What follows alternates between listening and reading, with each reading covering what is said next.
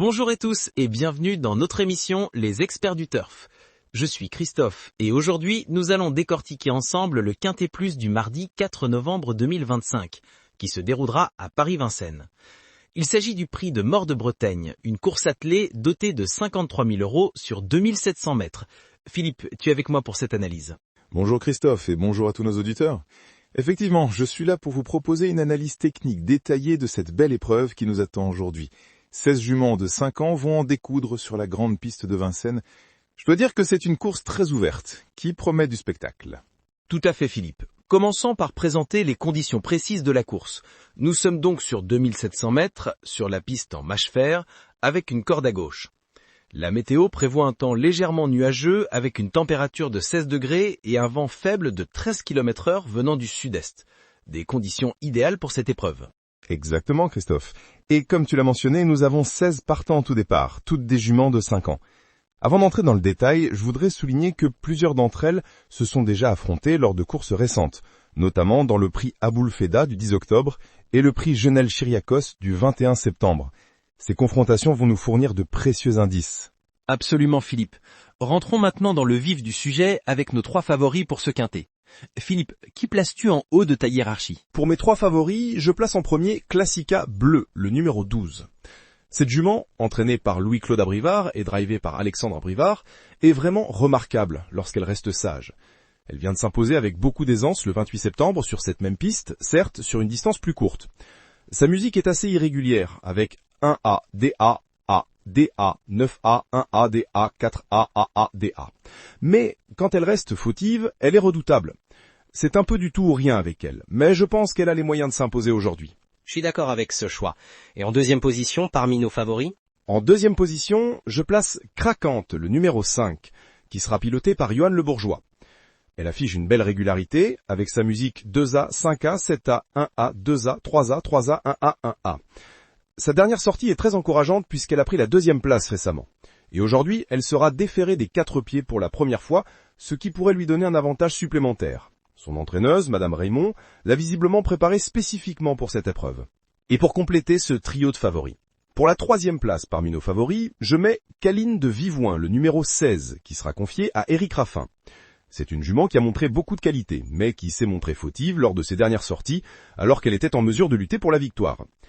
Sa musique DA, DA, 8M, DA, 5M, 6M, 1A, DA, 8A montre cette irrégularité, mais si elle reste sage, surtout dans la phase finale, elle a largement le potentiel pour figurer à l'arrivée. Merci pour ces analyses pertinentes Philippe. Passons maintenant à nos 3 secondes chances qui pourraient créer la surprise. Pour les secondes chances, je commence par Keika Bokneuf, le numéro 13, qui sera drivé par Baptiste Rochard. Sa musique 2A, 1A, 2A, 3A, 5A, 0A, 0A, 3A témoigne d'une belle régularité. Elle est particulièrement efficace quand elle est déférée, comme ce sera le cas aujourd'hui. Sa dernière course s'est soldée par une belle 2e place, ce qui confirme sa bonne forme actuelle. Qui places-tu ensuite dans ces secondes chances? Ma 2e seconde chance est Classe Hautfort, le numéro 8, qui sera confié aujourd'hui à Damien Bonne. Cet élève de Christian Bijon a remporté sa dernière victoire sur ce même parcours lors du meeting d'hiver précédent. Sa musique 0A, 0A, 5A, 5A, 1A, 2A, 9A, 0A montre qu'elle a connu une période faste en début d'année. Elle est déférée des 4 pieds aujourd'hui, ce qui pourrait lui permettre de retrouver son meilleur niveau. Et pour compléter ce trio de seconde chance? Je termine avec Caroline Caline, le numéro 11, qui sera drivé par Anthony Varrière. Elle vient de réaliser une belle fin de course pour prendre la 3e place du prix Aboul Feda le 10 octobre. Sa musique 3A, 1A, 4A, DA, DA, 2A, 3A, 9A, 0A montre qu'elle est capable de belles choses lorsqu'elle reste sage. Le fait qu'elle soit seulement plaquée des antérieurs ne semble pas la gêner pour performer. Passons maintenant à nos 3 outsiders qui pourraient créer la surprise à belle cote. Pour les outsiders, je commence par Key of Love, le numéro 10, drivé par Gabriele Gelormini.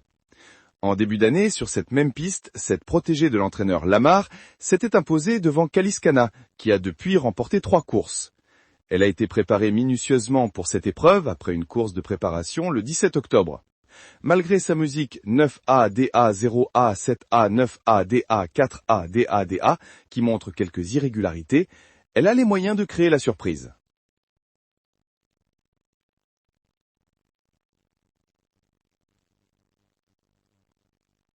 Et qui serait ton deuxième outsider?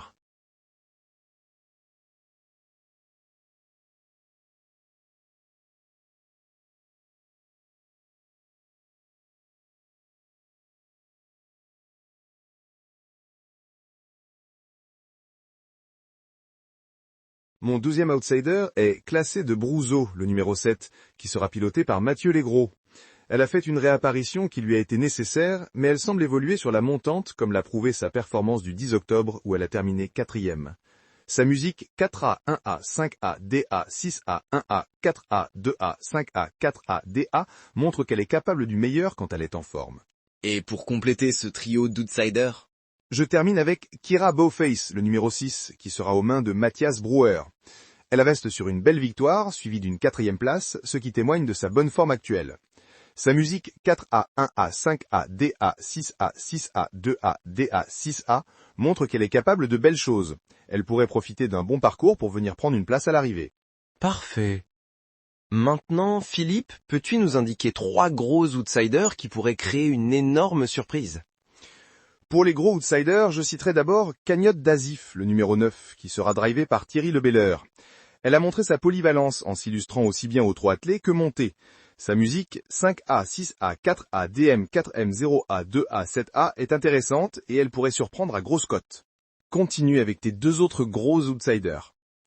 Ensuite, je mentionnerai Kinaz de Vivouin avec François Nivard au sulky. Elle n'a pas une musique exceptionnelle avec 3A, 9A, 0A, 5A, 7A, 6A, 0A, 8A, 7A, 4A, mais elle est capable de se réveiller sur un bon jour.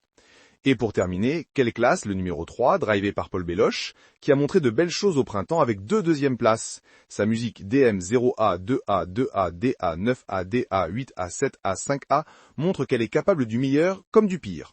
Nous avons maintenant une belle vision d'ensemble. Philippe, quel serait selon toi le cheval à suivre particulièrement dans cette course? Le cheval à suivre est selon moi Classica Bleu 12. Cette jument a un potentiel énorme mais reste irrégulière. Si elle reste sage aujourd'hui, je pense qu'elle a une belle carte à jouer. Son dernier succès, le 28 septembre, était vraiment impressionnant et montre qu'elle est au sommet de sa forme.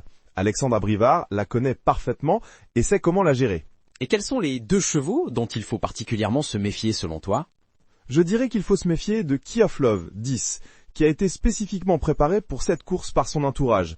Elle a montré de belles choses en début d'année et pourrait revenir à son meilleur niveau aujourd'hui. Il faut également se méfier de Caline de Vivouin 16, qui a énormément de qualité, mais qui est fautive depuis plusieurs courses. Si elle reste sage, elle peut créer la surprise car son potentiel est indéniable. Excellent. Pour conclure, Philippe, peux-tu nous proposer une synthèse des jeux possibles pour ce quintet? Bien sûr, Christophe. Pour ce quintet, je propose une base solide avec le 12, Classica Bleu, et le 5, Craquanté, qui me semble vraiment au-dessus du lot aujourd'hui. Pour le multi en 7, j'ajouterai les numéros 16, 13, 8, 11 et 10, soit le 12, 5, 16, 13, 8, 11, 10. Pour ceux qui veulent jouer plus large, on peut ajouter le 7, le 6 et le 9 qui peuvent compléter l'arrivée.